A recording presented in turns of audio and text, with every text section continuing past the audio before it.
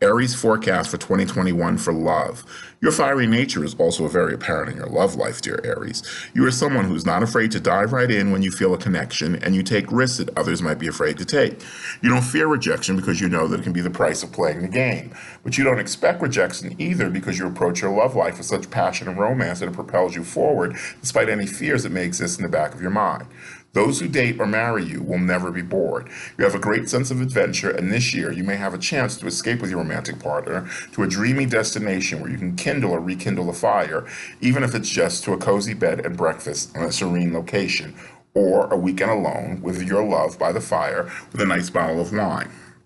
In other words, no matter what you do or where you go, there will be a great deal of romance in your life in 2021, whether you are single or attached. If you are single and have engaged in a steady relationship, this may be the year when you finally consider taking it to the next level. If you're already attached, you may choose to plan a special anniversary celebration, perhaps a rekindling of vows or a party to celebrate your bond.